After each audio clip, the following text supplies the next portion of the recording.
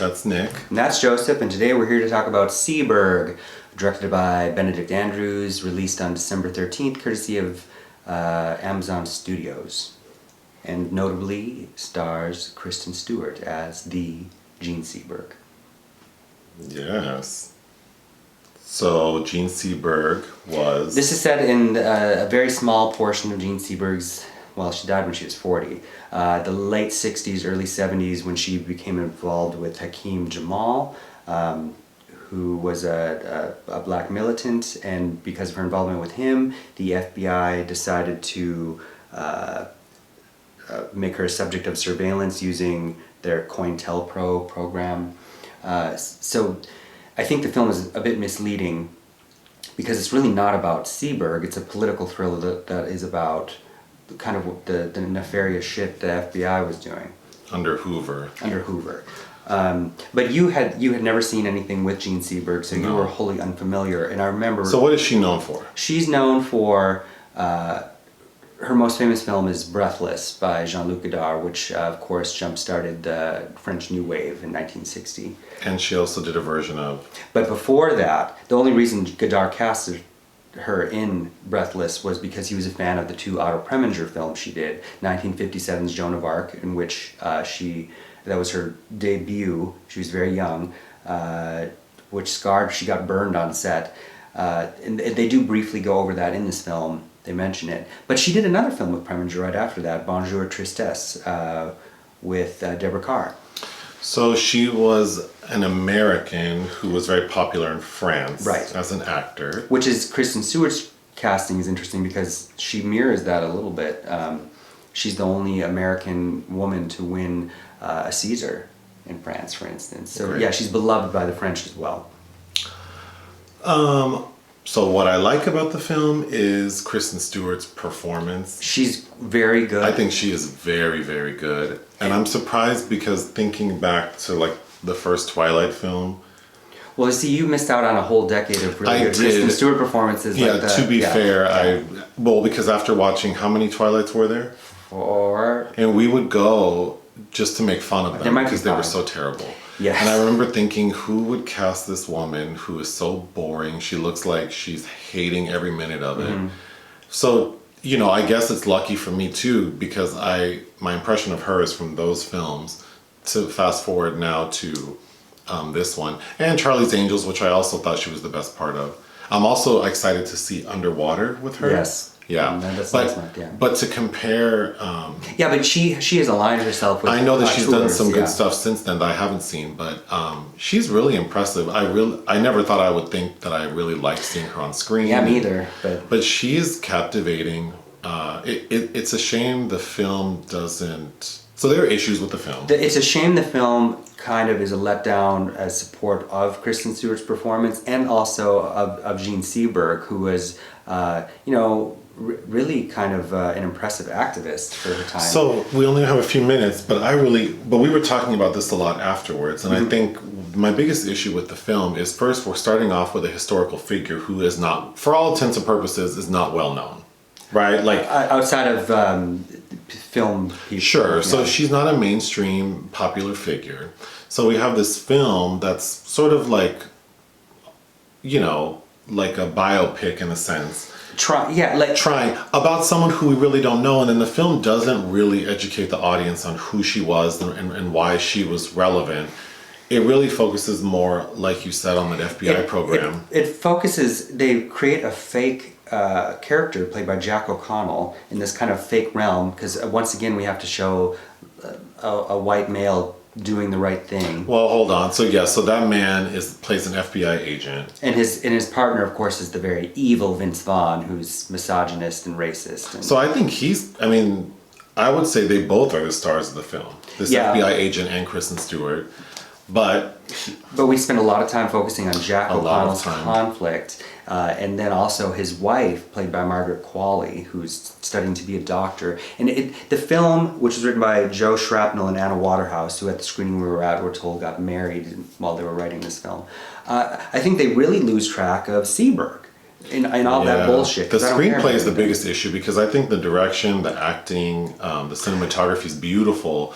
But that story, like, I don't care about this made-up FBI agent. No, it totally demeans it. It almost makes me think that they thought while writing it that Seberg, that character wouldn't be as captivating as it ended up being, perhaps because of who played it. Right. Like Kristen Stewart does such a good job that I was just hungry for more of her story. Right. And it just leaves me, and she makes the most of what she does. she's given. Yeah. So good for her. But I think maybe the people who wrote the story weren't expecting her characterization to really transcend the pages. It was directed by Benedict Andrews, who came from the stage. He actually did that staging of Jean Genet's The Maids in 2013 with Cate Blanchett and Isabelle Huppert, which I wish I had seen but did not. Okay. But he directed his first film in 2016 called Una with Rooney Mara and Ben Mendelsohn, which I really wasn't a fan of. I still, even with Seberg, it seems like he's struggling to kind of break into the medium. I did like the score, Jed Kurzel, who's the brother of Justin Kurzel, the Australian director. Especially, particularly in that sequence in the restaurant when she receives a phone call from the Jack O'Connell character. Okay. There's a really nice tense, it's playing up on the paranoia of her character, being followed by the FBI.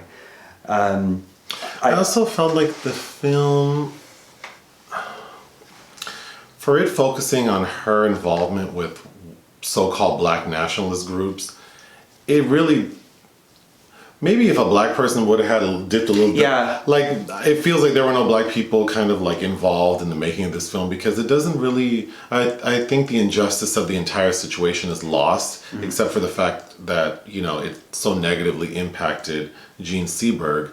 And we really don't get a good sense of, it's just at the very end when they say like she didn't work again and like in Hollywood, and then she ended up mysteriously dying, which they assume was like suicide. But I don't think the film really takes us on a journey of how this affected her. She just seems kind of like, because it's also like Jean Seberg's character is portrayed as being very privileged. So she just seems like your basic neurotic ass white lady who, that's how she's played, even though that's not necessarily fair. Like she was targeted and harassed. I also don't think it kind of downplays because they throw who's the main black guy? Anthony Mackie. Anthony Mackie's character is not militant. He's part of a black empowerment group, but he's tied with the Black Panthers, so they're all labeled as black nationalists, but that's not fair because his group, they're trying to educate communities and they depict them in like a school trying to educate the children. So I feel like the film's unfair to her memory and her work and, kind of combining all these sort of groups as black nationalists. It doesn't do a good job of parsing that out. And in fact, it probably would have been much better if it tried to educate us about that rather than these fake FBI figures. Yes. So instead of focusing on this fake FBI agent, why not really explain what she thought she was doing and the difference between what the FBI found to be a threat and what was actually just people trying to empower their community. Right. It just feels very, it's not bad. It's very, it's a bit whitewashed for what it is. Anthony Mackie's played a Black Panther before, The Night Catches Us, 2009. I just really feel like they probably didn't think that the actor playing Jean Seberg would really take it to the next level. Yeah. So this film kind of just feels like real basic, and then you have someone who really knocked it out of the park, and the screenplay doesn't live up to Kristen Stewart's performance. Yeah, it's true. Because I would give this film 2.5 out of 5 stars. But I would have liked it a lot more had anything else come as close to. But I think her performance is like a 3.5, 4 out of 5. Yeah. But I just think the film is so basic. It did premiere at the Venice Film Festival out of competition. I feel like if it had, she would have had a shot at winning the Best Actress prize there. But I think she still deserves some. I mean, she deserves recognition because I think she does an excellent job. It just, this vehicle wasn't. It didn't live up to her performance. No. What would you give it? I'd say 2.5 is fine. Is fair. Right. Do you have anything else? No. Do you want to talk about any of the other supporting people we didn't talk about? Like Zazie Beetz or Zazie Beetz.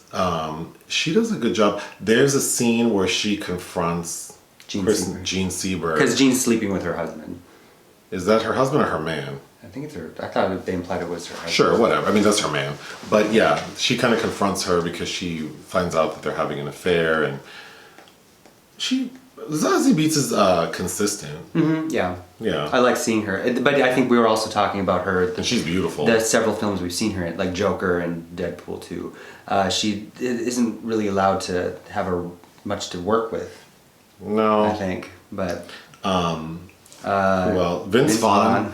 What an interesting choice, because I feel like Vince Vaughn's kind of in the... in the twilight of his career. But in the late 90s, they were worried about him being typecast because he did Clay Pigeons and Psycho back-to-back, where he's playing serial killers or psychotic killers. He plays a racist in this film, and I just... An abusive racist, yeah. And I don't know if that's a good look for him in particular.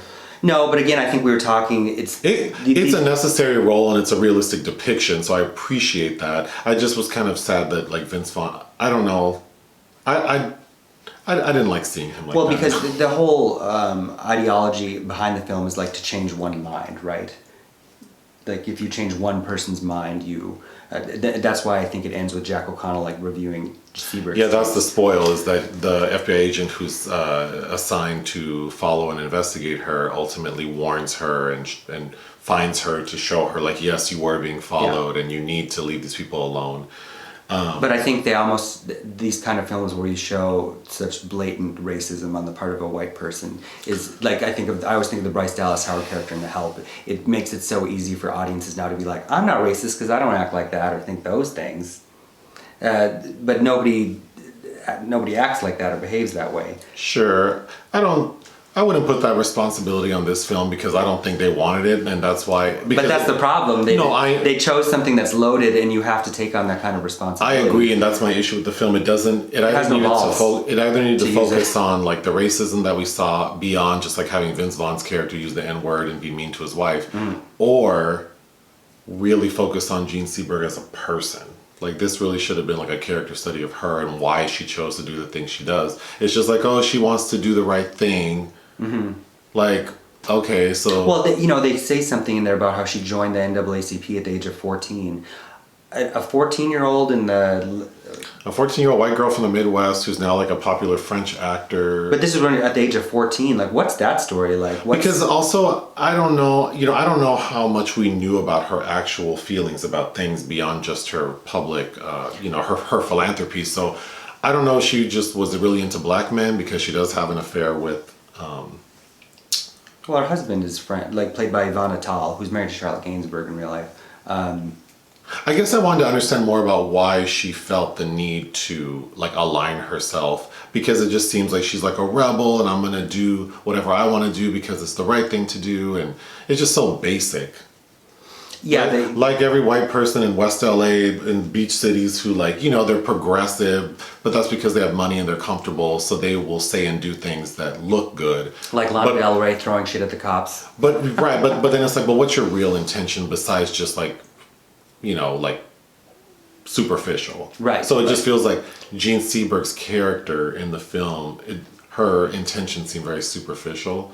So it just seems watered down. Like, we really don't play up the like the race issues. We don't play up how corrupt the administration, like the FBI is. We don't really delve into her. So that's why it feels so basic. Anyway, that's all I have. Okay. Bye. Bye.